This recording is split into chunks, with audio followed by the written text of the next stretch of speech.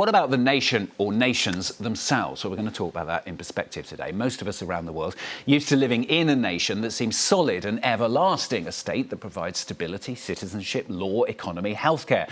But is that at risk? Well, one man who's been digesting the issue is the world-renowned prize-winning writer Rana Dasgupta. His latest book is called After Nations, The Making and Unmaking of a World Order. It was under discussion, in fact, at the American Library here in Paris just last night, but he joins us here on set. Thanks very much for coming in and talking to us. So the nation-state system, really under threat, do you think? Well, I mean, some of the things we're just seeing there on the screen, the kind of breakdown of consensus about what America stands for, the struggles to, as Robert De Niro was just talking about, the Constitution, the rule of law, we can see that there are crises, and I thought I'd step back from these crises and try and look at the nation-state over a long period of time and see what the current situation might mean. And I think what I concluded from this study was essentially that the period that we base our feelings of stability and solidity on, especially the period after 1945, is a very, very exceptional period for in all kinds of ways, economic, social, etc. And now we're entering, I think we're going through a great transition in which states are diverging, the interests of states are diverging from the interests of their citizens, and that creates all kinds of anxieties in the populations and all kinds of face-offs between states and their citizens. And nowhere can we see this more clearly than in the United States right now, where, as we've just seen in some of these reports, presidents are speaking in ways they've never spoken before and invoking emergency laws in ways they've never done before, and really pushing the state apparatus to its limit. So for individual people, I mean, what do you think are the main issues? I mean, is it economic debt? Is that the main thing that's worrying them, that is threatening the nation system as it is? So I think, of course, there are lots of nations, and some of them are rich and some of them are poor, and it depends where you are in the system, what your experience is. I think if you're in the rich world right now, you're concerned primarily about some of the political rights and freedoms that you've been given and have been struggled for in the past being taken away. That is a great anxiety, and you can see all kinds of very, very profound battles within states over what the state stands for. There's the rise of the right, there's the rise of the left. There are all kinds of attempts to jettison a certain kind of liberal consensus that I think many people thought was here to stay. So I think, but it arises, of course, from economic situations. The fact that inequality has risen in a lot of these countries very, very dramatically over the last 40 years, so that large portions of populations don't feel that they are actually benefiting or part of the nation-state project in the way that they were before. But if you're in a poor country, you might have a very different experience, because another part of this is to look at the nation-state system as a system. Where does the tipping point come then? Where does that moment come when people think, or people say enough is enough? Well, I think that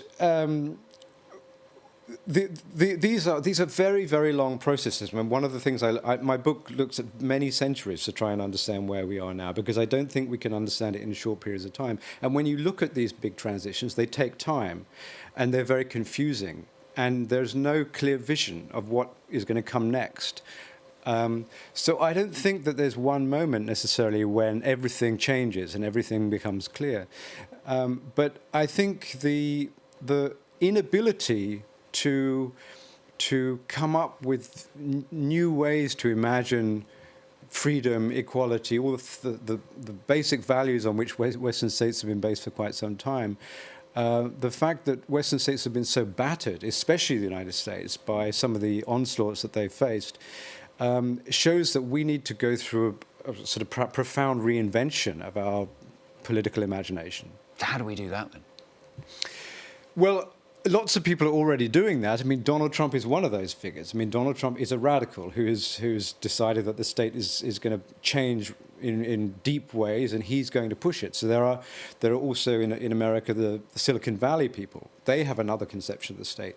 There are lots of ideas of the state that are out there. In Europe, we have Le Pen, we have the far-right parties in Germany or Britain, people who say that what we've lived up to now is not going to carry us forward. We need a new idea of based on race or based on whatever it might be.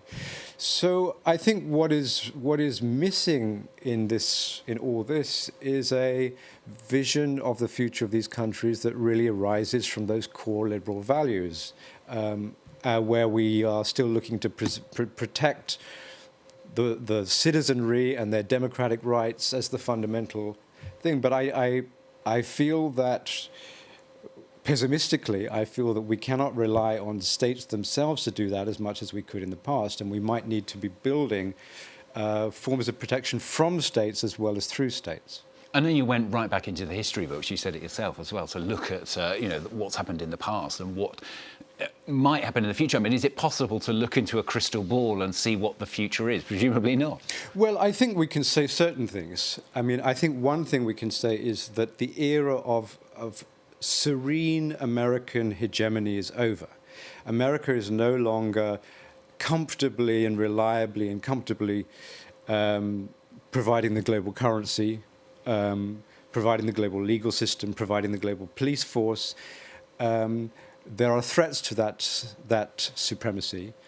And so I think we're seeing America sort of going down the ranks of powers and joining in the fray of great powers like Russia, China, and some of the others. We can include even Saudi Arabia, UAE in this kind of...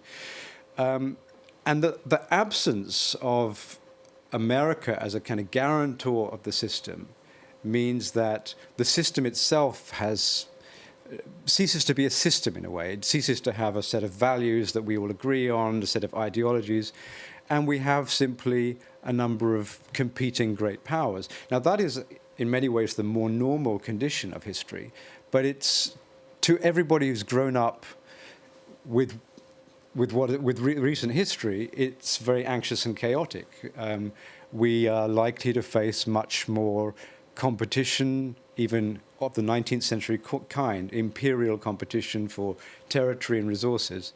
And I think within countries, that's going to produce a lot more chaos. I think countries will not be able to guarantee to their citizens the kind of gradual, reliable growth and political stability that they have until now.